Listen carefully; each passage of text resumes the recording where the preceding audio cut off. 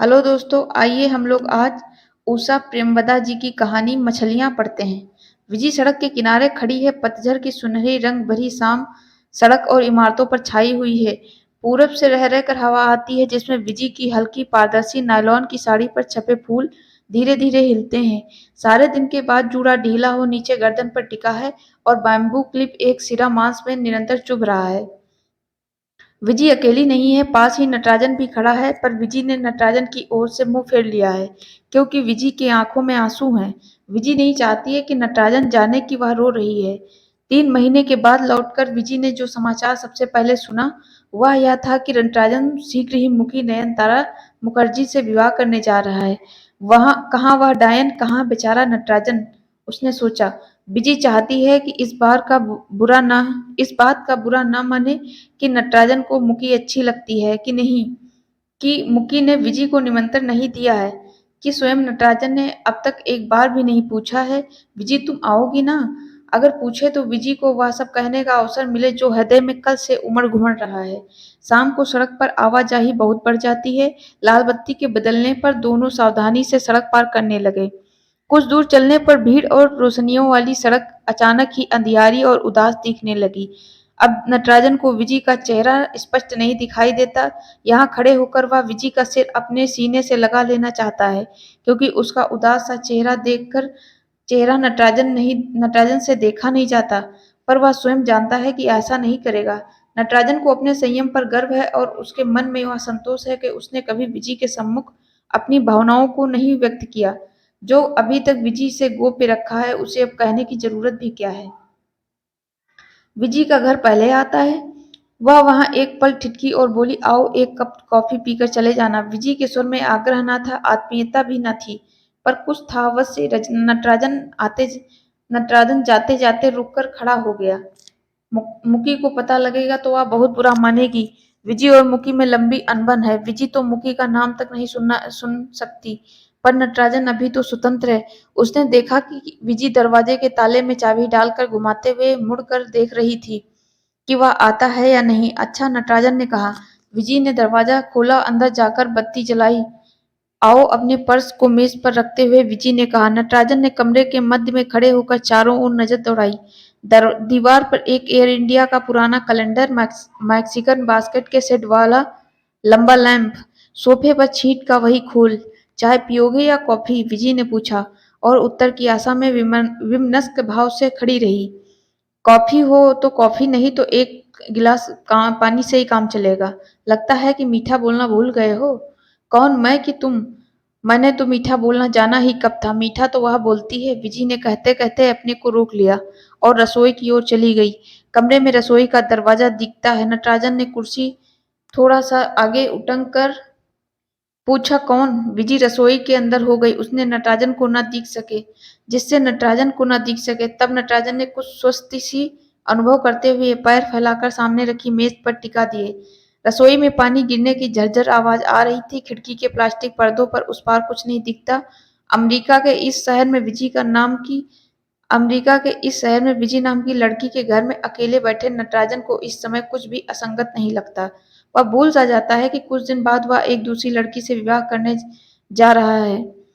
जैसे उसने अपनी भावनाओं विचारों को अलग अलग कक्षों में बांट दिया है। 6 साल वह विदेश में रहते रहते ऊब गया है, पर भारत में पसंद की नौकरी न मिलने से यही कुछ वर्ष और रहना होगा। उसने मुकी से विवाह करने का निश्चय बहुत ठंडे दिमाग से सोचने विचारने के बाद किया। मुकी उसे कुछ मायनों में अच्छी लगती है। मुकी के मन में नटराजन के लिए आदर है। दोनों जानते कि विवाह का दायित्व वे अच्छी तरह निभा सकेंगे। यह सब विजी को कैसे समझाया जाए? कमरे में भी गर्म कमरे में घी गर्म किए जाने की सुगंध भर उठी। फिर ढेर सी प्याज मक्खन में छोड़ दी गई। विजी, क्या बना रही हो? नटराजन ने आवाज ऊंची करते हुए पूछा। स्टेनलेस स्टील की कलछी हाथ में पकड़े विजी ने रसोई में थोड़ा सा इधर आकर कहा, यूं ही कुछ थोड़ा सा। कितनी बार बताया है कि पहले सरसों के दाने चटका लिया करो। प्याज पहले डालने से वह ठीक से नहीं चटकते। नटराजन कहते कहते कुर्सी से थोड़ा उठा, फिर बैठ गया। आज वह विजी का अतिथि है। रसोई में जाकर कुछ बीच में अड़ंगा लगाना उसके लिए शोभन नहीं है। वे दिन नहीं है जबकि अपार्टमेंट में मनीष और नटराजन का था, और रसोई में उसका आधिपत्य। मनीष को दक्षिणी भोजन पसंद अच्छा लगता था, यह जानकर विजय ने सोत्साहन नटराजन की शिष्या बनना स्वीकार कर लिया था। विजय ने कैसे पूर्ण रूप से मनीष की रुचियों के अनुसार ढलना आरंभ कर दिया था। उन दिनों विजय रह रहकर हंसा करती थी और उसकी उज्जवल उज्जवल तरल आंखों से आंतरिक उल्लास की आवाज झरती थी। अब तो उसके गोरे चेहरे पर क्लांस आ गई है, हंसी जैसे होठों को हल्के से छूकर लौट जाती है। विजय 2 तस्तरियों में उपमा ले आई और मेज पर रखकर कॉफी लेने वापस लौट गई। नटराजन की एक्सपर्ट आंखें देख रही हैं कि प्रिपरेशन ठीक नहीं है। सूजी कहीं कहीं जल गई है, पर कॉफी लाकर विजय ने तस्तरी उसे दी तो वह चुपचाप खाने लगी। विजय ने स्वयं भी 2 चम्मच उपमा खाकर तस्तरी रख दी, कहा ठीक नहीं बना ना। उस क्षणांश में जैसे पहले वाली प्रफुल्ला हासिनी विजय इस क्लांत मुख में झांक झांक गई। नहीं तो अच्छा है, नटराजन ने कहा। उसे लगा कि जैसे इस बीच विजय ने अपने को थोड़ा सा और दूर हटा लिया है। दोनों के बीच की दूरी अनकही बातों की दीवार बढ़ती जा रही है। विजय ने कॉफी का प्याला उसकी ओर बढ़ाया।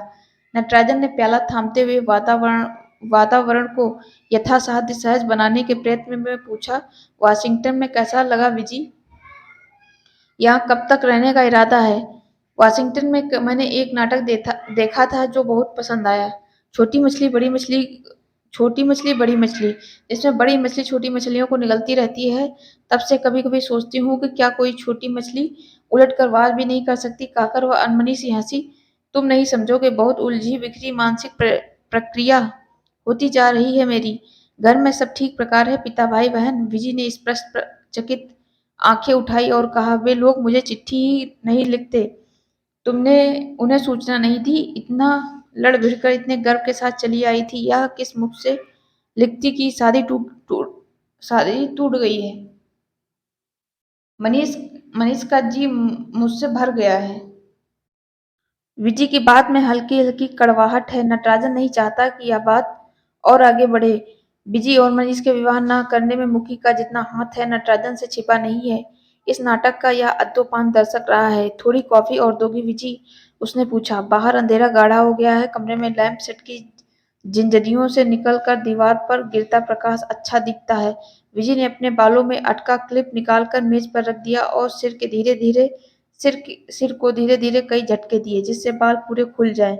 और तुम कैसे हो? ठीक हूँ। और तुमने समाचार तो सुना ही होगा? नटराजन ने हल्के से पूछा, पर झगड़ने का मूड अब विजय पर नहीं था। वह एकाएक असीम थकान से भर उठी। दाईं बांह फैलाकर उसने सोफे पर टिका दी। हाँ। विजय के स्वर से नटराजन को कुछ अंदाज न हुआ कि विजय का क्या प्रतिक्रिया है, पर विजय ने सायास आंखें पूरी खोलकर पूछा, अच्छा नटराजन, तुम्हें वह बहुत पसंद है? बहुत अच्छी लगती है, उसके बिना रह नहीं सकते। नटराजन चौंक गया। एकाएक कुछ उत्तर न दे पाकर वह विजय को देखता रह गया। जानती हूँ, विजय ने कहा। उसकी आंखें लंबी लंबी है, वह सोफिस्टिकेटेड है, कार चलाती है, अंग्रेजी में कविता लिखती है और पीली मछलियां पालती है। वह सभी को अच्छी लगती है, तुम्हें, मनीष को, सबको। पहले विजय का कंठ रुंधा हुआ, फिर ढेर से आंखों में आंसू उमड़ आए। पर वह कहती ही गई, मैं उसके आगे क्या कहूँ? अत्यंत क्षुद्र उपेक्षणी, मुझे तो तुम निमंत्रण पाने तक का अधिकारी भी नहीं समझते। नटराजन उठकर विजय के पास बैठ गया। कैसी पागलपन की सी बातें कर रही हो विजय? तुम्हें कौन नहीं बुलाएगा? मुखी आजकल बहुत बिजी है, इसी से निमंत्रण भेजने में देर हो गई होगी। नटराजन कह रहा है और मन ही मन अपने को धिक्कार रहा है। क्यों इसमें स्पष्ट बात कहने का साहस नहीं है?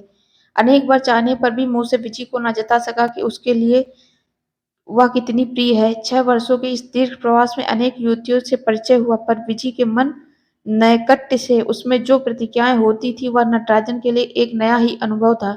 पूरी तरह जानते हुए कि विजय मनीष की वाग्दत्ता है कि कुछ ही महीनों बाद दोनों विवाह कर लेंगे, नटराजन को विजय के बारे में सोचना भला लगता था। दिन भर अपने को काम में व्यस्त रखने पर भी यह आशा मन में जगी रहती कि शाम को शायद विजय मनीष से मिलने आए। मनीष के पास उन दिनों पैसों की बहुत तंगी थी, इसलिए विजय को अधिक घुमाने फिराने के बजाय वह संध्याएं अपार्टमेंट में बैठकर बियर पीते और संगीत सुनते हुए गुजारता था। विजय इधर उधर अत्यंत उदास भाव से मंडराती थी और नटराजन दोनों के अकेलेपन में बाधक न बन अपने कमरे में लेटा पुस्तक पढ़ता हुआ दीवार के उस पार विजय की हंसी सुना करता था और एक सुगंध सी सारे कमरे में छाई रहती थी। पर वे दिन अब नहीं है। नटराजन अब बैठकर उन खोए दिनों की याद में सिर नहीं धुनेगा। अगले सप्ताह वह नयनतारा मुखर्जी नाम की एक सोफिस्टिकेटेड लड़की से शादी करेगा। मनीष और विजी के साथ जिस दायरे में घिर गया था उसे काट फेंकेगा।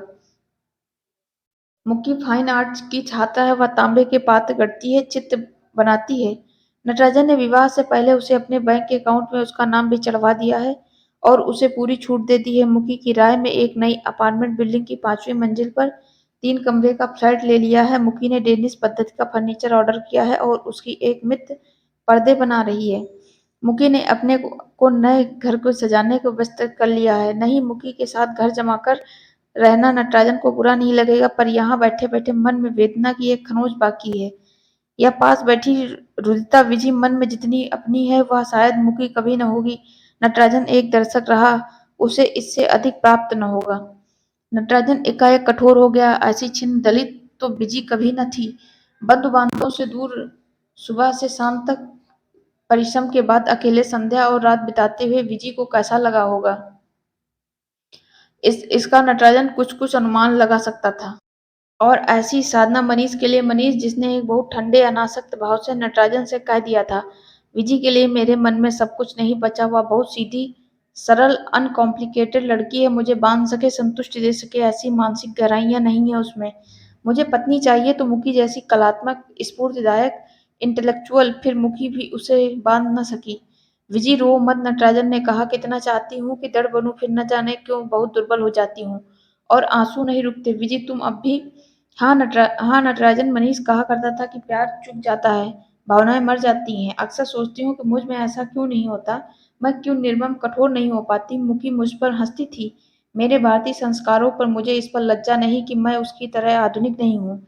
विजी कुछ याद करने पर चुप हो जाती। कुछ देर बाद दीवार को एकटक ताकती रही, फिर उसने आंखें पोंछकर झेंपी सी मुस्कान होठों पर ला कर कहा, न जाने क्यों तुम्हें सम्मुख पाकर मैं बिखरने लगती हूँ। जो कुछ मन की तहों में छिपा छिपा कर रखती हूँ, तुम्हारे आगे चीख चीख कर कहना चाहती हूँ।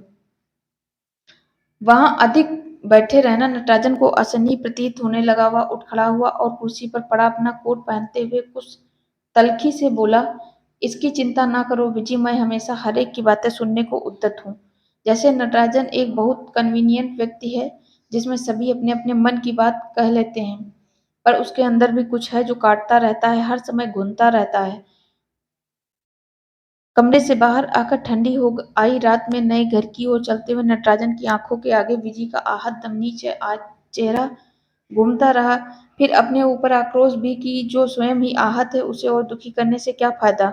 अगर चुपचाप उसकी बात सुन लेता तो क्या आ जाता, पर साथ ही मन में थोड़ी सी झुंझलाहट, खूब जगजोर विजी को जगा देने की इच्छा कि मनीष अब नहीं लौटेगा, या फिर क्यों उसके नाम को पकड़े बैठी है। फिर वह क्यों उसके नाम को पकड़े बैठी है। मनीष ने तो कभी जरा भी विजी की सुविधा या सुख का ख्याल नहीं रखा। एक ही मकान में मनीष के साथ रहकर उसके स्वभाव और प्रवृत्तियों में अच्छी तरह परिचित हो गया था, और वह मनीष सा लापरवाह व्यक्ति ही कर सकता था। लगातार पत्र लिखकर विजी को भारत से बुलाया, उसके पहुंचने से पहले ही प्रतीक्षा करने से ऊब अकेला मैक्सिको चल दे। उसके जाने के बाद नटराजन घर में अकेला रह गया था। एक सोई सी दोपहर में फोन बजने लगा और एक डरी सी रुआसी आवाज मनीष को पूछने लगी। मनीष को अब भी अनेक आवाजें पूछा करती थी। इस बात तो कुछ नटराजन ने सुना, उससे वह कुछ क्षण स्तब्ध रह गया। फिर जल्दी जल्दी कपड़े बदल गराज से कार निकालकर एयरपोर्ट की ओर जाते हुए नटराजन को लगता रहा कि कहीं कुछ गड़बड़ी है। मनीष की मंगेतर भारत में है, दोनों की कॉलेज में मैत्री रही, यह उसे मालूम था, पर वह यहाँ अचानक आ पहुंचेगी इसका उसे अनुमान भी न था। फिर मनीष की आर्थिक स्थिति भी अभी विवाह कर गृहस्थी बसाने की न थी। एयरपोर्ट पहुंचकर नटराजन ने लाउंज के द्वार पर खड़े होकर चारों ओर देखा। अलग हटकर एक कुर्सी पर बैठी विजी सहज ही दृष्टि में आ गई। पास आकर अपना परिचय देते हुए नटराजन को विस्मय का दूसरा झटका सा लगा। जिस स्मार्ट सेट में मनीष रहता था, उसमें विजी भिन्न थी। उसके वस्त्र, केश विन्यास और झिझकते हुए स्वर में स्पष्ट निम्न मध्यवर्गीयता थी मध्यवर्गीयता थी। नटराजन ने उससे कुछ मिनटों तक क्या बातें की, यह उसे स्वयं याद नहीं, पर उसका सार यह था कि वह चिंतित न हो। नटराजन उसके रहने का प्रबंध कर देगा और शाम को वह फोन पर मनीष से बातें कर ले, और फिर जैसा भी कुछ निश्चय हो। यह सब कहते हुए नटराजन को गोरे चेहरे पर दो बड़ी बड़ी सरल, विश्वास भरी आंखों का ही ज्ञान रहा। उसी क्षण उसके मन में उस पर जाने उसे कभी कोई कष्ट न देने की भावना जन्म आई। विजी उसके साथ आकर कार में बैठ गई और कार जब शहर की ओर चली तो विजी अपने को संयत न कर सकी। नटराजन की ओर पीठ करते हुए वह दाईं ओर थोड़ा सा मुड़कर बैठ गई और बाहों पर सिर रखकर रोती रही। कितनी दुबली पतली असहाय सी लग रही थी। तभी नटराजन के मन में मनीष के प्रति अत्यंत क्रोध उमड़ आया। बाद में जब जब भी विजी का पक्ष ले मनीष से लड़ा, मनीष ने विद्रूप भरी हंसी से कहा, विजी को तुम चाहते हो ना, इसी से उसका दुख तुमसे नहीं सहा जाता। मनीष मनीष के कनाडा चले जाने के बाद नटराजन के मन में एक बहुत छोटी सी आशा जगी जगी थी, पर वह शीघ्र ही जान गया कि विजी उसके सदा एक करुणामय मित्र की तरह समझती है। प्रेमी या पति वह कभी नहीं हो सकता। प्रेमी या पति वह कभी नहीं हो सकता। नया घर अभी भी तरतीब से सजा है। कमरे के बीच में कुर्सी पर मुकी बैठी है और सामने मेज पर झुकी हुई लिफाफों पर पते लिख रही है। नटराजन दरवाजे से टिककर खड़ा हो जाता है और मुकी को कुछ देर ताकता है। मुकी ने बादामी रंग की रेशमी साड़ी पहन रखी है।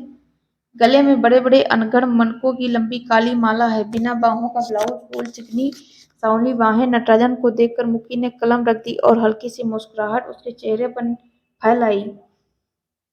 कमरे में बैठने को कुछ नहीं है, केवल एक कुर्सी है जिस पर मुक्की बैठी है। पूरे कमरे में अंधेरा अंधेरा सा है। प्रकाश का एक वृत्त मेज पर है, लिफाफे के ऊपर। क्या अब तक लैब में थे? मुक्की ने पूछा। मुक्की अपेक्षाकृत मंद स्वर में बोलती है, पर वह अस्वाभाविक नहीं लगता। नटराजन आकर मेज के पास खड़ा हो गया। मुक्की की आंखें सचमुच लंबी हैं, पलकों पर बरौनियां जहां उगती हैं शायद आईलाइनर से खींची गई काली रेखा है। बरौनियां घनी है और आंखों पर छाया सी है। माथे से ऊपर संवारे गए बाल कानों को पूरा ढके हुए हैं। होठों पर बहुत फीके गुलाबी, पर यह सब कुछ मुकी पर बहुत फपता है। मुकी के व्यक्तित्व में ठहराव है। जो वह कुछ सोचती है उसे आविष्टित करती है। विजी की तरह तुरंत विचलित या खुली हुई नहीं है।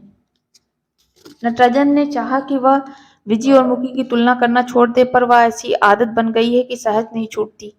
नटराजन ने एक निमंत्रण पत्र उठा लिया और कहा, तुमने विजय लक्ष्मी को निमंत्रण भेज दिया? उसकी आंखें मुकी के चेहरे पर स्थिर स्थिर है, पर उसमें कोई परिवर्तन नहीं होता है। अभी नहीं भेज पाई हूँ। नटराजन ने निमंत्रण पत्र लिफाफे में डालते हुए कहा, यह मैं रख ले रहा हूँ, कल दे दूंगा। मुकी ने हाथ बढ़ाया और लिफाफा नटराजन से ले लिया। तुम क्यों कष्ट करोगे, मैं ही भेज दूंगी। बात खत्म हो गई। मुकी को यह प्रसंग अच्छा लगा या नहीं, नटराजन के पास यह जानने का कोई साधन नहीं था। उसने खाली कमरे में एक चक्कर लगाया। अभी नया फर्नीचर नहीं आया है। मुकी अपने पुराने फ्लैट से थोड़ा थोड़ा सामान लाती जाती। शयन कक्ष में बक्स, किताबें, कैनवसे दीवार के किनारे किनारे रखी हुई हैं। रसोई घर में उपहार के रूप में आया तमाम सामान इकट्ठा हो गया है। मुकी हर काम बड़ी निष्ठुर और चाव से कर रही है, पर नटराजन के अपने को इसी उत्साह में डुबा नहीं पाता। प्यार की बातें दोनों के बीच कभी नहीं हुई। यद्यप काफी समय दोनों ने साथ में बिताया है। घूमने फिरने, पार्टीबाजी, उत्सव में जाने में मुकी ने कभी ना प्यार मांगा, ना प्यार देने का वादा किया। जैसे दोनों ने ही सहज भाव से ग्रहण कर लिया कि विवाह के बाद सब ठीक हो जाएगा। पर अब नटराजन के मन में कुछ संशय जाग उठा। विजी अब भी मन को बांधे हुए, शायद मुकी भी मनीष को मिस करती होगी। नटराजन को अपने बारे में भ्रम नहीं है। मनीष को स्त्रियां सहज ही आकर्षक लग पाती हैं। नटराजन दुबला पतला मंझोले कद का, बहुत कुछ स्त्री प्रवृत्ति का युवक है, कम बोलता है, अपने में सिमटा घिरा रहता है। मुकी को रिझा सके ऐसा है ही नहीं। नटराजन ने देखा मुकी हाथ का काम छोड़कर उसे एकटक देखती रही। नटराजन ने थोड़ा सा मुस्कुराकर अपने विचारों पर आवरण से डालते हुए कहा, तुम कब से यहाँ पर हो? शाम से ही आ गई थी। बची हुई किताबें पैक कर ली थी, नीचे कार में ही है, अभी मैं ले आता हूँ। नटराजन चलने को तैयार हुआ, लेकिन नहीं, रहने दो। जब तक यहाँ शेल्फ नहीं है तब तक बक्स में रहने से कोई हर्ज नहीं है, मुकी ने कहा। कब आ रही हैं शेल्फ है? नटराजन ने पूछा। इस सप्ताह के अंत तक, पर्दे भी तब तक आ जाएंगे। मुकी कुर्सी पीछे खिसकाती हुई उठ खड़ी हुई और लिफाफे इकट्ठे कर फर्श से पर्स में डाल दिए। फिर वह नटराजन के पास आकर खड़ी हो गई और खिड़की के पार देखने लगी। रात के समय बाहर देखने को रम्य कुछ नहीं है। कुछ दूर फैला काला प्रगाढ़ अंधेरा और फिर बहुत बिजलियों को एक लंबी धूमिल बांध। मुकी के इतने निकट होने पर उसके किसी महंगे सेट की सुगंध आ रही है। नटराजन मौन है। मुकी ने पूछा, मुझे मेरे घर तक छोड़ने चलोगे? चलो। मुकी ने कार की चाबी नटराजन के हाथ में पकड़ा दी और दोनों साथी दरवाजे तक आए। जब तक नटराजन ने ताला बंद किया, मुकी तिरछी सी खड़ी उसकी प्रतीक्षा करती रही। नटराजन की कार बाहर खड़ी थी। नटराजन मुकी को उसके घर तक पहुंचाकर लौटने लगा। मुकी ने उतरते हुए एक बार खाने के लिए रुकने को कहा, पर उसे असुविधा होगी यह कहकर नटराजन ने अस्वीकार कर दिया। मुकी अंदर चली गई। नटराजन ने एक अंधेरी सड़क पर कार मोड़ दी। अभी नींद नहीं आएगी यह जानकर उसका मन अपने घर लौटने का नहीं हुआ। सड़क सुनसान थी और तीव्र गति से दौड़ती कार की खिड़की से तेज हवा अंदर आ रही थी। दाईं ओर मुड़ने पर कब्रगाह है और विजी को कई बार इस ओर सैर के लिए ला चुका है। प्रारंभ में विजी और मुकी कितनी अच्छी मित्र थी। विजी को एयरपोर्ट से लाकर मुकी के पास ही छोड़ गया था, पर मनीष को मुकी से प्यार है यह जान विजी बाद में विक्षिप्त सी हो गई थी। उसने रोते हुए मुकी की बनाई पेंटिंग दीवार से उतारकर फाड़ डाली थी। उसके गढ़े हुए बर्तन जमीन पर पटक दिए और मनीष की वर्जना का उस समय कोई असर नहीं हुआ तो उसने विजी को ताबड़तोड़ चांटे मारे थे। तब नटराजन और न देख सका। मनीष को अलग करते हुए उसने विजी को पकड़ लिया था। विजी शिथिल गात उसकी पकड़ से सरक कर भूमि पर बैठकर रो रही थी। मुकी यह सब सुनकर रसोई में चली गई। उसके चेहरे का भाव अब भी नटराजन के मन में अंकित है। शाम की शुरुआत ठीक हुई थी। मुकी और विजी ने उन दोनों को भोजन पर बुलाया था। मनीष और विजी को बैठक में छोड़कर मुकी रसोई घर में चली गई और नटराजन के साथ जाकर उसकी सहायता करने लगी। मुकी ने कहा, यहाँ सब ठीक है नटराजन, सिर्फ सलाद बनाना है, मैं कर लूंगी। तुम तब तक बियर क्यों नहीं पीते? बैठक में जाकर मनीष और विजी के एकांत में बाधक न बनने के लिए नटराजन टेरेस पे चला गया, जहां न चाहते हुए भी उनके वार्तालाप का कुछ अंश उसके कानों में पड़ता रहा। शायद विजय ने कहा कि यहाँ आकर अभी तक विवाह न होने के कारण उसकी काफी बदनामी हो रही है। मनीष का यह उत्तर वह सुन न सका। मनीष का उत्तर वह सुन न सका, पर अचानक ही चीखने, झगड़ने और चीजों के फेंकने जाने के स्वर से नटराजन चौंक कर कमरे की ओर झपटा। परिचित भीरू विजय प्रचंड दुर्दमय बन गई थी। बाद में नटराजन द्वारा झकझोरे जाने पर उसे चौंक कर आंखें खोली जैसे होश में आ गई हो। फिर उसकी आंखों में झरझर आंसू गिरने लगे। उसने कहा, मैं यहाँ एक पल भी नहीं रह सकूंगी, मुझे कहीं और जगह ले चलो। समझा बुझाकर नटराजन ने उसे जाकर सैया पर लेटने को बाध्य किया। विजय का चेहरा ऐसा हो गया था, उसके अंदर का सारा प्रकाश बुझ गया है। वह बिना प्रतिवाद किसी शयन कक्ष में चली गई। नटराजन अब विजय को अंदर भेजकर मुड़ा तो देखा मुखी भूमि से फटे कागज के टुकड़े टुकड़े इकट्ठे कर रही है। फिर उसने तांबे का दीपाधार उठाया जो मेज के नीचे पड़ा था और उसमें पड़ गए गड्ढों से बार बार छूने लगी थी। मनीष इस बीच आ चुका था। इस सब के लिए आप मुझे ही दोषी ठहरा रहे होंगे, नटराजन को अपनी ओर देखते पा मुकी ने कहा। फिर वह फिर वह उठकर खड़ी हो गई और बोली, अगर मनीष को मैं विजय से अच्छी लगती हूँ उसमें मेरा क्या दोष है, आप ही बताइए। यदि मैं विजय से अधिक आकर्षण और सोफिस्टिकेटेड हूँ तो क्या कोई अपराध है? मुकी की इस बात पर नटराजन ने चकित हो उसे देखा, पर वह सब कुछ स्पष्ट दो टूक भाव से कहा गया। उसमें दम्भ न था न अहंकार। मुकी शायद कुछ लोगों को विजय से अच्छी लगती। रंग सांवला पर आंख लंबी, होठ सुगढ़, देह यष्टि सानुपात, उठने बैठने में एक लचक, चारों ओर एक व्यक्तित्व वैशिष्ट का आभास। मनीष और मेरी रुचि मिलती है। वह लेखक, मैं कलाकार। विजय इज अ नाइस गर्ल। मगर उसमें मनीष से व्यक्ति को आजन्म पकड़ कर बांध रखने को है ही क्या? मुकी कभी भी उद्वेलित नहीं होती। उसके स्वर में एक ठंडापन है। वह विजय की तरह केवल एक गृहिणी मात बनकर संतुष्ट नहीं रह सकती। पर इसके बाद जब विजय ज्वर और सर्दी के कारण बीमार हो गई, तब मुकी ने एम्बुलेंस बुलाकर उसे यूनिवर्सिटी अस्पताल में भेजा। अगली सुबह विजय के लिए गुलाब का एक फूल खरीदकर नटराजन उसे देखने गया। विजय अनिश्चित भाव से थोड़ा मुस्कुराई। नटराजन उसे कृत्रिम रोष से देखने लगा। कुछ देर दोनों चुप रहे। तकिए के सिरहाने टिकी विजय हाथों में गुलाब की लंबी डंडी घुमाते हुए फिर पतली सी आवाज में बोली, एक एक काम कर दोगे? कहो, नटराजन ने कहा। कहीं एक छोटा सा सस्ता अपार्टमेंट ढूंढ दो, मैं उस डायन के साथ नहीं रहूंगी। आगे इस पर बात नहीं हुई। इधर उधर की छोटी छोटी निरर्थक बातों में समय बीत गया। दोनों ही और एक तनाव सा था। नटराजन चलने को उठा तो विजय ने पूछा, नटराजन, वो मनीष कैसे हैं? ठीक है, कहते हुए नटराजन ने झुककर उसके बाल थपथपा दिए। अगले 2 दिन अपार्टमेंट ढूँढते हुए बीते। इसी बीच लाइब्रेरी जाकर भी कुछ लोगों से मिल आया। भारतीय भाषाओं की पुस्तकों की कैटलॉगिंग करने के लिए एक जगह खाली थी। वहाँ विजी काम करे इसका प्रबंधन किया और फिर लाइब्रेरी के पास ही एक छोटा-सा अपार्टमेंट भी मिल गया। एक कमरा, छोटी-सी रसोई, बाथरूम। विजी के अस्पताल से लौटने से पहले ही नटराजन ने उसका सामान वहाँ पहुँचा दिया। सामान मुकी ने पैक कर दिया था। वह नटराजन के साथ जाकर चीज़ें ठीक कर गई। बाजार से थोड़ा ज़रूरी सामान, फल-फूल, मक्खन आदि लाकर रेफ्रिजरेटर में रख दिया। फिर उदास सी दीवार पर एयर इंडिया का कैलेंडर लगा दिया। न चाहते हुए भी नटराजन को लगा मुकी भली है, मुकी उदार है और इसके मन में थोड़ी सी श्रद्धा जागी। विजी लौटकर पहली बार अपना नया घर देखा। कुछ देर चुप खड़ी रही, फिर कहा, तुमने सामान जमाने की क्यों जहमत की? वह तो मुकी आकर ठीक कर गए, मुझे कुछ करना नहीं पड़ा। ओह, विजी ने कहा और दूध की बोतल सिंक में उड़ेल दी। विजी, मेरे सामने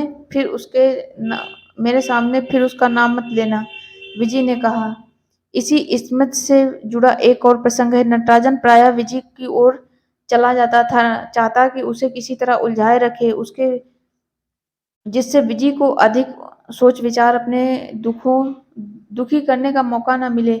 कभी इसे सिनेमा ले जाता और यदि समय हुआ तो 30-32 मील दूर वाशिंगटन, विशेषकर जब मार्च अप्रैल में वहाँ चेरी के फूल खिलने लगे। पहली बार विजी ने गहरे नीले रंग की साड़ी पहनी थी। इस पर ढेर सारे आड़े तिरछे सीधे सफेद हाथी छपे हुए थे। उसी साड़ी के गहरे नीलेपन में विजी ने चेहरे का गोरापन बढ़ा दिया था और वह बहुत कोमल अनछुई सी लग रही थी। बाद में जब कभी भी विजी से बाहर जाते देखा तो उसकी साड़ी में फिर वह साड़ी आंखों में चुभने सी लगी। मन में रह रहकर प्रश्न उठने लगा कि विजी शादी की तैयारी में सूटकेस भर जो साड़ियां लाई थी उसमें क्यों नहीं पहनती। एक दिन ना रहा गया, हंसी में पूछ बैठा, जब देखता हूँ यही साड़ी पहने दिखती हो, बहुत अच्छी लगती हो क्या? बहुत अच्छी लगती है क्या? विजी ने दीर्घ समतल दृष्टि से देखते हुए हल्के से उत्तर दिया, बाकी साड़ियां मुकी ने रख ली है, किराया बाकी था। कुछ पल चुप रहकर नटराजन ने पूछा, मुझे क्यों नहीं बताया तुमने? विजी चुप रही। नटराजन ने कुछ आगे झुककर कहा, विजी तुम अब भी मुझसे दुराव सा रखती हो। मैं तो चाहता हूँ कि तुम्हारे हर दुख, हर चिंता का भागीदार बनूं। मेरे पास जो कुछ भी है वह तुम अपना ही समझो। विजी, जो अब तक बैठी पोटोमैक नदी के उस पार एयरपोर्ट की बिजलियां देख रही थी, अत्यंत त्रस्त हो उठी। एक झटके से के साथ खड़े होते हुए कहा, आगे कुछ मत कहो नटराजन, मैं तुमसे विनती करती हूँ। नटराजन कुंठित हो चुपचाप हो गया। उसके बाद विजी जैसे खो गई। नटराजन ने अपने को काम में व्यस्त कर लिया और विजी लाइब्रेरी के बेसमेंट में कहीं छिप गई। नटराजन की दृष्टि से ओझल। जून में मनीष सामान बांध बूंद कर कनाडा चला गया और विजी वाशिंगटन लाइब्रेरी ऑफ कॉमर्स में काम करने। अकेले घर में गर्मी बिताते हुए नटराजन को लगता कि अब जिधर भी मुड़ता है हल्के रंगों की सूती साड़ियों में मुकी ही दिखाई देती है। मुकी जिसे पार्टियों में भी ले जाया जा सकता है, जो कुछ ही देर में आकर्षक सुस्वादु भोजन तैयार कर देती है और जिसकी दृष्टि हर समय नटराजन को पुरुषत्व का बोध कराती रहती है। हर सुबह दैत्याकार मशीनों के शोर से ही आंखें खुलती हैं। घर के बिल्कुल पास यूनिवर्सिटी की एक बड़ी सी बिल्डिंग बन रही है। उस सुबह जाकर विजय निश्चल पड़ी हुई सीमेंट की मशीन का भारी घरघराना सुन रही है और रह रह कर लगता है कि ऐसी ही एक मशीन के बीच आकर वह चूर चूर हो गई है। कई दिनों से वह सब दोहराया जा रहा था। अपने मन पर छा जाने वाली घनघोर उदासी, बिना कुछ खाए हुए पूरा पूरा दिन बिता देना और एक अव्याख्येय आकुलता से ऊपर नीचे डोलते रहना। विजय अपने को धोखा नहीं दे पाती। वह जानती है कि मुकी और नटराजन का विवाह उसे जरा भी नहीं रुच रहा है। वाशिंगटन में मेरीलैंड लौटी ही थी कि मिसेज चंदोला से भेंट हो गई। बोली, मुकी अब लड्डू खिलाने वाली है। क्यों? विजय ने पूछा। नटराजन और मुकी ब्याह करने जा रहे हैं। आप ही इनविटेशन लिखते हैं, आप ही बांट रही हैं। तुम्हें नहीं मिला क्या? मिसेज चंदोला मुकी को कभी नहीं अच्छी लगी। उसकी झुंझलाहट थोड़ी सी और बढ़ गई जब उन्होंने आगे कहा, तुम्हारी बारी कब आ रही है विजयलक्ष्मी? कनाडा कब जा रही हो? वह बिना कुछ कहे आगे बढ़ गई, पर मन में कुछ आंच सा रहा था। एक बार भी नटराजन ने व्यक्त नहीं किया कि मुकी उसकी मित्रता है और मित्रता इतनी बढ़ गई है कि विजय ने चाहा कि एक ऊँ के साथ इस बात को मन में झटक दे, पर वह तो कुंडली सी मार मन विचारों पर जम गई थी। विजी के बसंत की उस संध्या को याद किया जब नटराजन ने घुमा फिराकर यह कहना चाहा था कि उसे विजी अच्छी लगती है। विजी ने नटराजन को एक मित्र के रूप में देखा था। तब वह घबरा रही थी कि यदि नटराजन को स्पष्ट कहने का अवसर दिया तो उत्तर में न कैसे कहा जाएगा। उसके कितने एहसानों से लदी हुई थी और नटराजन को पति रूप में स्वीकार करना तब असंभव सा लग रहा था। नटराजन बहुत भला था, सहायता करने में तत्पर, उदार, विशाल हृदय। पर विजय को अब भी आशा था कि शायद मनीष उसके पास फिर लौट आए। 3 महीने से अलग अकेले वाशिंगटन में रहकर विजय ने बार बार इस बारे में सोचा था, अपने को अनेक प्रकार से समझाया था और अंत में इस निश्चय पर पहुंची थी कि मनीष की तरह नटराजन नहीं ले सकता। मनीष की जगह नटराजन नहीं ले सकता, यह सही है, पर नटराजन के साथ भी नई जिंदगी गढ़ी जा सकती है। इसलिए विजय बहुत कुछ इस मना स्थिति में थी कि यदि नटराजन ने फिर यह प्रसंग छेड़ा तो कह देगी कि उसे सब कुछ स्वीकार है। पर यहाँ आकर जाना कि मुकी ने एक बार फिर उसे पराजित कर दिया है। निमंत्रण तक बढ़ गए हैं और विजय अपने को इन झूठे स्वप्नों से बहलाती रही। नटराजन को वह बहुत बहुत अच्छी लगती है कि नटराजन उससे कुछ अवश्य पूछेगा। अब मुकी की गर्दन पकड़कर उसे भेजने की इच्छा थी। मन होता कि उसकी कॉफी में जहर मिलाकर पिला दे, उसके अपार्टमेंट में आग लगा दे और सिल्क की तहों में लेटी मुकी लपटों में घिर जाए और उसके चारों उसकी चीखें धुएं और चिटकती लकड़ियों में खो जाएं। विजय ने माथे पर हाथ रख लिया और जैसे इन विचारों पर प्रतिबंध लगा देगी, पर मुकी के लिए वो वैर भाव है, रोम रोम में भिद गया है। उसे कम से कम अपने से ही नहीं छिपाया जा सकता। विजय चाहती है कि कुछ ऐसा कह सके, कुछ ऐसा कर सके जिससे मुकी तड़प कर रह जाए, जिससे बहुत बहुत दिनों तक उसके मुख पर हंसी न आए और वह ऊंचा दर्प भरा सिर नीचे झुक जाए। नटराजन के कहने से वह मुकी के पास रहने को तैयार हो गई थी, पर उस पहली ही भेंट में वह जान गई थी कि मुकी ने एक दृष्टि डालकर उसे हे जानकर त्याग दिया है। विजय को मुकी में ऐसा विशिष्ट तो कुछ ना दिखाई दिया। साधारण रंग रूप, कटे हुए बाल कानों से पूरा ढके हुए थे और अकेले घर में बहुमूल्य साड़ी पहने थी। और तब विजय अपने को बहुत सैबी, बहुत हल्का सा अनुभव करने लगी। बाद में जाना कि मुकी के पिता अत्यंत धनिक और उसकी सारी शिक्षा विदेश में हुई थी। 3 साल अमेरिका में रहकर भी उच्चारण इंग्लिश था या फ्रेज थ्री। कॉफी हाउस में गई रात तक बैठी रही थी, ऊंची साहित्यिक बातें करती थी और अंग्रेजी में कविताएं लिखती थी जो कि कभी कभार भारत में छप जाती थी। विजय अपने स्वभाव के झेपूपन पर कभी कभी लज्जित हो जाती और अपनी भारतीयता पर मुकी और उसके मित्रों के व्यंग्य से कभी कभी छिपकर रो लेती थी। वह स्मार्ट या आधुनिक नहीं है, यह जानती थी। होती भी कैसे, बीए में पहली बार लड़कों के साथ क्लास में बैठना हुआ, तब भी सब लड़कियां झुंड बनाकर क्लास में जाती, साथ साथ बैठती और इकट्ठे ही लौट आती। मनीष से परिचय तो मौसी के घर हुआ और उन्होंने भी जैसे आंखें बंद कर ली और दोनों के मिलने जुलने पर रोक न थी। शायद सोचती होगी कि मृत बहन की बेटी इसी तरह ठिकाने लगे। वैसे घर में किसी को कोई चिंता न थी। सगाई की रस्म ऐसे ही हो गई थी, न इधर से कोई आया न उधर से। मनीष के यहाँ चले जाने के बाद भी पत्र व्यवहार होता रहा और 1 साल बाद अपने लौट आने के बजाय उसने विजय को बुला भेजा तो विजय ने अपनी माँ के गहने मौसी के द्वारा ही बिकवा कर आने का प्रबंध किया था। पिता नाराज हुए, विमाता बुनबुनाई, पर गहने नाना के दिए हुए थे, इसलिए किसी का वश न चला। पर यहाँ पहुंचने पर पाया कि मनीष मैक्सिको चला गया है। यह बात विजय को बहुत खटकी, पर करती भी क्या। उन लंबे कार्यहीन दिनों में को नटराजन ही ने भर दिया था। अपने लैब से छुट्टी पाकर रोज ही उसे सैर के लिए ले जाता, कभी कभार वाशिंगटन में पूरा दिन बीत जाता। अब मुकी ने अजीब बहकी बहकी बातें करनी शुरू कर दी। एक दिन बोली, मनीष लौटने पर पाएंगे कि उनकी भावी पत्नी को उनके मित्र ने हड़प लिया है। क्या? विजय ने अचकचाकर पूछा। कैसी भोली हो, उनकी आंखें नहीं दिखती, तुम्हारे चेहरे से हटती नहीं। नटराजन की तो लैब थी और वे थे, किसी लड़की से मतलब ना था। अब रोज वाशिंगटन की सैर होती है, कभी लिंकन मेमोरियल घुमाया जाता है, कभी जेफरसन। मुकी उस समय कैनवास पर रंग लगा रही थी। ब्रश को थोड़ा सा हवा में उठाकर बोली, और विजय, ये तुम्हारी जगह मैं होती तो दोनों में नटराजन को ही चुनती। वह 6 साल से यहाँ है, पीएचडी है, इंडिया जाकर जोरदार नौकरी मिलेगी। यहाँ भी 8,000 तो मिल ही रहे हैं, मनीष के पास तो एक टुटपुंजिया फेलोशिप है। विजय ने कुछ देर कुछ भी कहते न बना। फिर उसने कहा, कैसी बातें करती हूँ मुकी। नटराजन मेरे लिए बड़े भाई के समान है, मैं उन्हें इसी दृष्टि से देखती हूँ। मुकी हंसने लगी। ब्रश रखकर उसने आगे झूल आए बालों को पीछे करते हुए कहा, तुमने भी क्या वही संकुचित गली मोहल्ले वाली बात की है?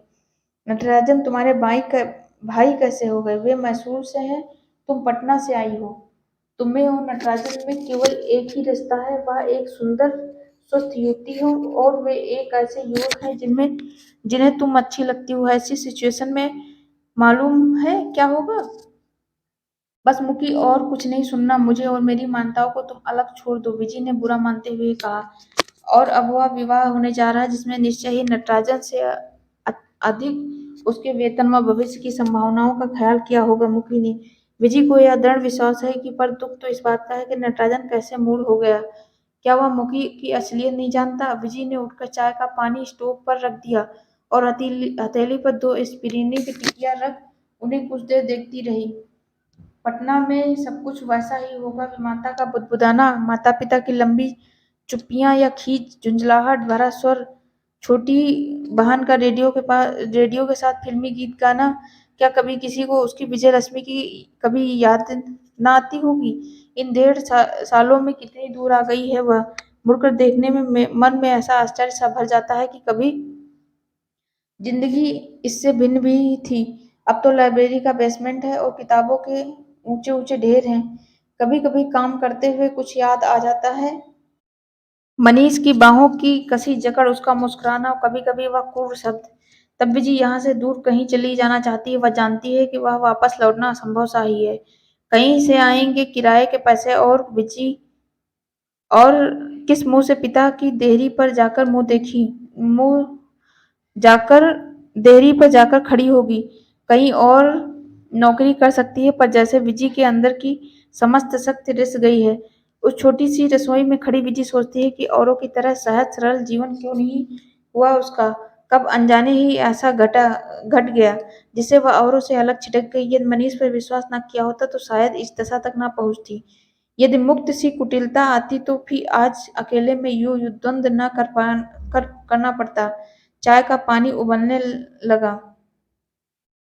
एंजाइम लैब से लाइब्रेरी तक पहुंचने में 7-8 मिनट लगते हैं, पर पौने 5 बजे लैब से निकलकर वहां पहुंचने तक नटराजन ने 15 मिनट लगा दिए और तब पाया कि विजी अभी अभी लाइब्रेरी की सीढ़ियां उतर रही है। नटराजन को देखकर वह थोड़ा सा मुस्कुराई और आकर लाल बत्ती के पास खड़ी हो गई। 8 घंटे कड़े श्रम के बाद मुंह क्लांत से हो ही जाता है, और उसके व्यवहार में कल जैसी रुखाई न थी और अधिक बातें न हुई, और सड़क पार कर दोनों अपनी गली में आ गए। विजी का घर पहले आया और पिछले दिनों की तरह फिर कॉफी के लिए पूछा गया। स्वीकृति देकर वह न स्वीकृति देकर नटराजन अंदर आया तो एकाएक मस्तिष्क में कौंध आया कि यदि विजी ने कॉफी के लिए न पूछ लिया तो उसके पीछे रास्ते चले जाने दिया होता तो बहुत बुरा लगता। नटराजन विजी के पीछे पीछे रसोई तक चला गया और बोला, एक प्रार्थना है। क्या विजी के विश्व भरे नेत्र उसके मुख पर ठिठक गए। आज खाने का कुछ न बनाना। उसके कहने के ढंग पर विजी थोड़ा सा हंस दी। नटराजन को वह हंसी उजली धूप सी सुखद लगी। बहुत बना था ना? फिर भी तुमने खा लिया। विजी की रसोई इतनी छोटी है कि 2 लोग खड़े नहीं हो सकते। सिंक में एक प्लेट पर पानी गिर रहा था। विजी ने कॉफी नापकर परकोलेटर में डालते हुए कहा, तुम चलकर बैठो, मैं अभी आई। नटराजन वापस लौट आया। कुछ देर जब विजी लौटकर आई तो टूटी हुई मैत्री पुनः स्थापित हो गई। ऐसा ही कुछ भाव उसके मुख पर था। नटराजन ने मेज पर पैर टिका लिए थे, उन्हें समेट लिया और कहा, तुम्हारे किसी काम में बाधा तो नहीं दे रही हूँ विजी? ना। विजी ने अपनी साड़ी की सलवटें चिकनी सी करते हुए कहा, व्यस्त तो तुम हो गए आजकल। कुछ विशेष नहीं, अगले सप्ताह छुट्टी पर जाने से पहले लैब में थोड़ा काम निपटाना है बस। अपार्टमेंट तो ठीक हो गया है, फर्नीचर आने पर जमाना बाकी है। विजी कल से अधिक रिलैक्स लग रही है। उसने हरे रंग की बिना किनारे की सूती साड़ी पहन रखी है। वह इधर काफी दुबली हो गई है, चेहरे पर पीलापन सा है, पलकें घनी हैं और नीचे तरल आंखें चमकती हैं। वह उसे एकटक देखता रहा। एक बात कहूँ, बुरा तो नहीं मानोगी? विजी ने पूछा। रसोई में कॉफी पार्कोलेटर खुदबुद करने लगा और कॉफी की सुगंध पूरे कमरे में छा गई। कहो, बहुत आनंदित उत्सुक दूल्हे से नहीं दिखाई देते? कुछ अनबने, कुछ उदास से नजर आते हो। नटराजन चौंक गया। संभलने के लिए कुछ क्षण लेता हुआ बोला, जैसे कि तुम दिखती थी उन दिनों, उल्लसित, निरंतर मुस्कुराती हुई। विजी रसोई में जाकर परकोलेटर ले आई और मेज पर रखती हुई बोली, अब सोचती हूँ कि वे भी क्या दिन थे, कितने सपने, कितनी उमंगे, कितनी नादान, कितनी विश्वास भरी, इतनी 1.5 वर्षों में कितनी पक गई हूँ, जैसे 10 वर्ष जी लिए हूँ। तुम्हें अकेले रहना अच्छा लगता है, अकेले रहना तो नटराजन किसे अच्छा लगता है। कभी खिन्न हो जाती हूँ, दीवार से सिर टकराना चाहती हूँ, फिर अपने को संभाल भी लेती हूँ, इसी में किसी उपलब्धि की चेष्टा करती हूँ। नटराजन को लगा विजी सचमुच बड़ी हो गई है। पहले तो रह कर हंसती थी और फिर निरर्थक बातें करती थी। अच्छा नटराजन, तुमने बताया नहीं तुम इस विवाह से प्रसन्न हो? पूछ तो लिया, पर उसी क्षण विजी को लगा कि इतना उद्धत व्यक्तिगत प्रश्न उसे ना पूछना चाहिए। जैसे रह कर भूल जाती कि नटराजन के जीवन में एक नया आयाम आ गया है। वह मुकी की पति बनने जा रहा है। विजी अब उसके लिए कुछ नहीं है, कभी कुछ थी, अब मात्र परिचिता है। अब मुकी उसके जीवन के समग्र अनुभवों की संगिनी बनेगी। हाँ विजी, मुकी सचमुच बड़ी भली, बहुत अच्छी, विजी ने कहा। नटराजन ठठाकर हंस पड़ा। छल कपट तुमसे नहीं निपटा विजी। मुकी की प्रशंसा करने का प्रयत्न ना करो, मैं जानता हूँ कि तुम उसकी परछाई तक से घृणा करती हो। आश्चर्य है कि मुझे तुमने अब तक घर से बाहर क्यों नहीं किया। विजी का चेहरा अप्रतिभ हो गया। क्या लोग बदलते नहीं, धारणाएं नहीं बदल सकती? ओ विजी, यू आर सो स्वीट। अच्छा, कॉफी दोगी या नहीं? विजी के पास से उठकर नटराजन अपने घर आया। अलमारी में थोड़े से आवश्यक कपड़े छोड़कर उसने बाकी नीचे सूटकेस में रखी और फिर मुकी को उसके घर फोन फोन किया। खाली घर में घंटी देकर देर तक बजती रही। नटराजन ने जान लिया कि वह नए घर में होगी। वह लिफ्ट में ऊपर जाने की बजाय सीढ़ियां चढ़ने लगा। उसने पाया कि वह सीटी बजा रहा था। दरवाजे खटखटाने पर मुकी ने खोला। वह भी गहरे हरे रंग की सूती साड़ी पहनी थी, पर उसकी साड़ी में चौड़ा लाल बॉर्डर थी जिसमें जरी के तारों का घना काम था। मैंने लैब में फोन किया था, तुम नहीं थी, मुकी ने कहा। नटराजन एक पल रुका, फिर बोला, विजय लक्ष्मी मिल गई थी, उसके साथ कॉफी पीने चला गया था। मुकी दरवाजे के पास से हट गई, बोली, सल्फे आ गई हैं, मैंने किताबें लगा रखी थी। नटराजन ने कोट उतारकर कुर्सी पर डाल दिया। मुकी की दृष्टि उस पर उस पर पा उसने कोट उठाकर टांग दिया और कुछ हंसता सा बोला, अभी से डिसिप्लिन सिखाने लगी? नटराजन का मन हल्का सा है। वह जानबूझकर नहीं सोचेगा इसका इसका क्या कारण है, पर फिर भी जान रहा है कि आज विजी हंसी थी, खुली खुली थी। विजी की हंसी मन को भाती है। चाहता है कि विजी पहले की तरह हंसा करे, विजी प्रसन्न रहे। किताबों को बक्सों से निकालकर मुकी ने फर्श पर फैला दिया। वह उठाकर नटराजन को देने लगी और नटराजन उन्हें उन्हें लगाने लगा। 7 खानों की शेल्फ है, दीवारों को पूरा ही ढक लिया है। वह सारी किताबें करीने से रख जाएंगी तो कमरा बड़ा बड़ा लगेगा। मुकी एक कपड़े से किताबों की धूल पोंछती जा रही है। पुरानी किताब, तुम्हारी सारी धूल से अट जाएगी मुकी, लाओ मैं साफ करूंगा। पुरानी ही तो है, मुकी ने कहा। 3 खाने भर चुकने के बाद दोनों बक्सों पर बैठकर सुस्ताने लगी। कमरे में गर्मी सी हो रही थी। बाहर थोड़ा सा टहलने चलोगे? चलो। कमरे में बत्ती जलती छोड़ दोनों बाहर निकल गए।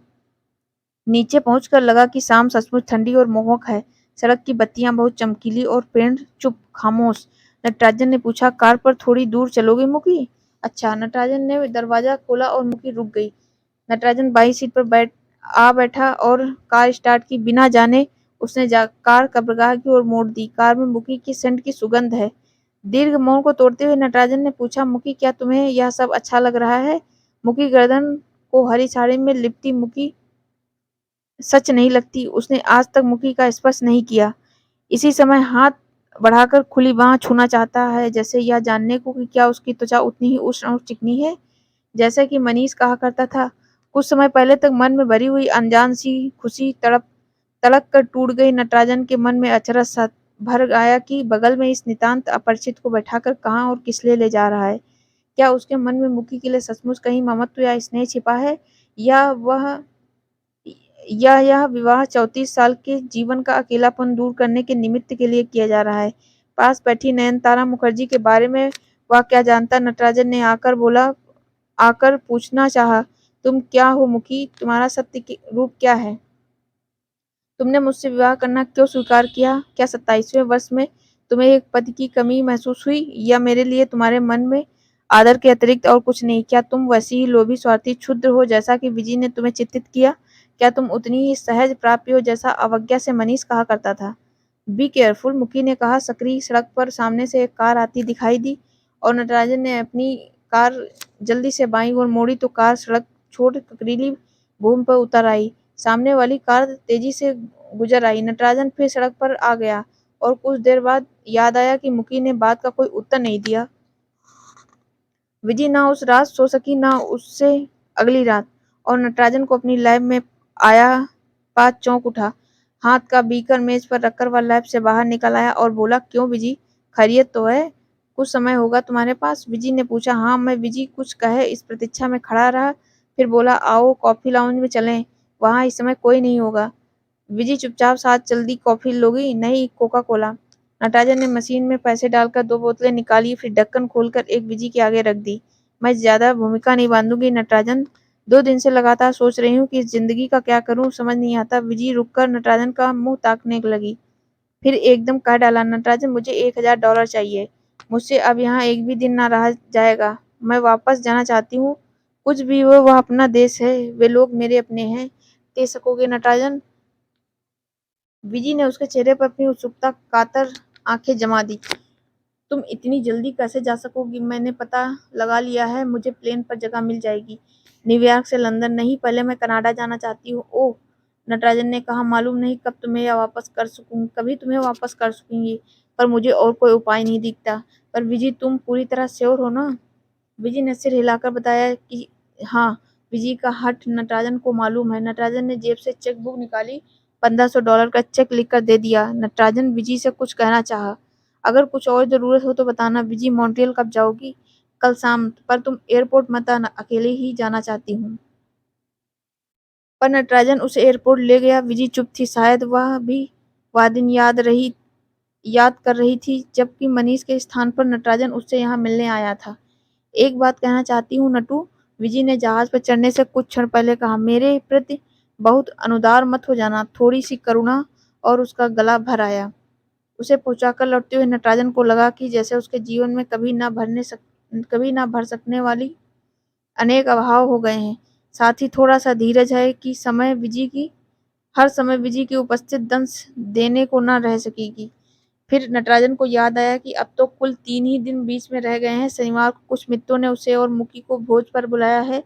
रविवार को लैब के मित्र मिलकर नटराजन के लिए स्टैग पार्टी दे रहे हैं, और सोमवार को 4:30 बजे सिविल सेरेमनी ही है। फिर उसी रात प्लेन लेकर मेन चले जाएंगे और वहां 10 एक दिन बिताएंगे। मुखी के लिए उसकी माँ ने लाल बनारसी साड़ी, शंख की चूड़ियां, कुमकुम भेजा है, वही पहनेगी। इस बीच फर्नीचर आ गया है, करीने से रख भी गया है। घर भरा पूरा लगता है। रसोई अत्यंत आधुनिक है, सफेद हल्की पीली। मुखी ने पांत पांत के चमकदार स्टेनलेस स्टील के बर्तन सजा दिए हैं। रेफ्रिजरेटर में कुछ बियर और बोतलें रख दी हैं, सब कुछ साफ सुथरा, चमकता हुआ नया। नटराजन को मन में थोड़ा सा विस्मय है, मुकी घर गृहस्थी में इतनी रुचि लेगी, इसकी उसे आशा न थी। एयरपोर्ट से नटराजन अनमने भाव से अपने फ्लैट में आया। थोड़ी चीजें पैक करनी थी, पर उन्हें वैसा ही छोड़कर वह कमरे में बैठा रहा। विजी जाते जाते भी एक बार मनीष से मिलने का मोह न छोड़ सकी। इस भेंट से उसे थोड़ी यातना ही और मिलेगी। पर नटराजन जानता है कि विजी के अंदर बल का एक स्रोत है, टूटती है, बिखरती है, पर अपने को संभाल लेती है। नहीं तो कोई और लड़की इन परिस्थितियों में पागल हो गई होती। 7 बजे नटराजन ने उठकर स्नान किया, धुले कपड़े पहने और फिर मुखी को लेकर कहीं बाहर भोजन करने के विचार से उसकी ओर चल दिया। सोच रहा था कि संध्या के अंत तक मुखी को बता देगा कि विजी चली गई है। सदा के लिए अब उसका नाम निशान, उसकी छाया तक दोनों के बीच में नहीं रहेगी। एक सूटकेस लेकर विजय लक्ष्मी आई थी और केवल वही लेकर लौट गई, पर साथ ही कितनी वेदना का भार भी। मुकी के घर का ताला बंद था। नटराजन पैदल पैदल ही नए घर की ओर चल पड़ा, जो रंग भरे पत्ते पेड़ों पर छाए थे, जैसे 2-3 दिनों में ही झड़ गए थे और इस समय पैरों के नीचे आकर दीन आर्त स्वर कर रहे थे। और वे सारे ऊंचे पेड़ अपनी काली बाहें उठाए अपनी नग्नता में असहाय से खड़े थे। नीचे से लिफ्ट लेकर ऊपर तक पहुंचते हुए नटराजन यह निश्चय न कर सका कि वह मुकी को विजी के जाने का समाचार किस प्रकार देगा। कोई निकट आत्मीय खो गया है, ऐसे ही, या फिर ठंडे निर्विकार भाव से मुकी विजी चली गई है। अपनी चाबी से ताला खोल नटराजन ने दरवाजा अंदर ठेला। कमरे में आकर उसने पाया कि मुकी न सोफे पर औंधी लेटी है, दाईं बांह शिथिल सी नीचे लटक रही है, बाईं ओर मुड़कर उसका चेहरा गड़ाए है उस पर चेहरा गड़ाए है और उसका पूरा शरीर रह रह कर हिल रहा है। मुकी उससे बहुत चिंतित हो आए स्वर में पूछा, मुकी ने सिर उठाकर उसे देखा, फिर तेजी से बाईं उंगली से अंगूठी निकालकर उसकी ओर फेंकती हुई बोली, या लो अपनी अंगूठी और चले जाओ यहाँ से। मैं तुमसे बोलना तक नहीं चाहती। इस अप्रत्याशित घटना से नटराजन कुछ क्षण को स्तब्ध खड़ा रहा। फिर उसने झुककर मुकी के कंधे पकड़ लिया। क्यों मुकी, क्यों? मुकी ने उत्तर नहीं दिया। उसके शरीर में तड़पती मछली की तरह एक लहर दौड़ गई। नटराजन ने उसके कंधे छोड़कर झुककर फर्श पर गिरी अंगूठी उठा ली और मुकी की बंधी मुट्ठी को खोलकर उसमें उंगली ठूंसता हुआ बोला, ऐसी आसानी से तुम मुझसे छुटकारा नहीं पाओगे मुकी। मुझे बताओ ना, इतने दुख की क्या बात है? मुकी विवेक से उठकर बैठ गई और सारे दिन रोने में उसकी आंखें फूलकर लाल हो गई थी और चेहरे पर गहरी अशांति थी। मुझसे पूछते हो क्या? स्वयं जानते नहीं? मुझे तो रह रहकर यही आस्था है कि तुम इतने झूठे चालबाज कैसे हो सके। पूरी गर्मी तुम वाशिंगटन उससे मिलने जाते रहे, मुझसे एक बार भी नहीं बताया। मैं यहाँ फर्नीचर ऑर्डर कर रही थी, पर्दे बना रही थी, तुम वहाँ सैर कर रहे थे। तुमसे यह किसने कहा? नटराजन ने धीरे कंठ से पूछा। जाने से पहले विजय मेरे पास आई थी, जिसे सदा उससे नफरत की, उसे यह बताए बिना कैसे चली जाती? उसी ने बताया कि तुमने उसे $1500 दिए हैं डॉक्टर के पास जाने और इंडिया लौट जाने के लिए। पहले मैंने उस पर विश्वास नहीं किया, मुझे ख्याल भी ना था कि तुम इतना आगे बढ़ जाओगे। पर आज फर्नीचर की दुकान से फोन आया कि मैंने जो चेक उन्हें दिया वह बैंक से वापस लौट आया है, वह पर्याप्त धन नहीं है। तब मुझे लगा कि मुकी का स्वर टूट गया और एक बार फिर भावनाओं की बाढ़ में उसकी आंखों में आंसू भर आए। विजय के सारे अत्याचार मैंने चुप होकर सहे। सोचती थी कि पागल है और नादान है। मुझसे विवाह का प्रस्ताव करके भी तुम उससे चुपचाप मिलते रहे। तब भी मैंने कुछ नहीं कहा। सोचती थी कि एक बार जब मेरे निकट आकर पहचान लोगे तो उसे भूल जाओगे। सोचा था कि तुम्हें इतना सुख दूंगी। एक लंबी सिसकी। मुकी मेरी बात भी तो सुनो ना। अब कुछ नहीं सुनूंगी। मैं भी बहुत माननीय हूँ नटराजन। बहुत दर्प है मेरे अंदर भी और मैंने बहुत धीरज रखा है, पर अब मैं और नहीं सह सकूंगी। Go away. यह विवाह नहीं होगा। मैं किस प्रकार तुम्हें आदर और श्रद्धा से देख सकूंगी। मुझे तुम्हारा धन नहीं चाहिए। मेरे पिता के पास बहुत धन है। मैं समझती थी कि तुम छल कपट से ऊपर अत्यंत विशाल हो और इसलिए मन ही मन प्रारंभ से ही तुम्हें चाहती आई थी। बाहर रात झुक आई, कमरे में सन्नाटा है, केवल नयन तारा का पतला टूट टूट टूट जाता उड़ता गिरता स्वर है। इतने दिनों में कुछ अंतराल में प्रच्छन्न रखा, अब सब एक बारगी फूट कर बाहर आ जाना चाहता है। नटराजन उसके पास सब कुछ सुनता चुपचाप बैठा है। मुकी के शब्दों ने उसे हिला दिया है। वह समझ नहीं पा रहा है कि विजय ने चलते चलते ऐसा क्यों किया। उसे प्रतीक्षा है मुकी के थककर चुप हो जाने की। तब वह धीरे शब्दों में अपनी बात कहेगा। मन में आशा की नन्ही सी रेखा है कि शायद नयनतारा उसकी बात पर विश्वास कर ले। और इसी के साथ ये कहानी समाप्त हो जाती है। अगली कहानी हम लोग अगले वीडियो में पढ़ेंगे। और अगर ये कहानी का पॉडकास्ट आप लोग को पसंद आ रहा हो तो प्लीज़ हमारे चैनल को लाइक शेयर और सब्सक्राइब करिए। Thank you.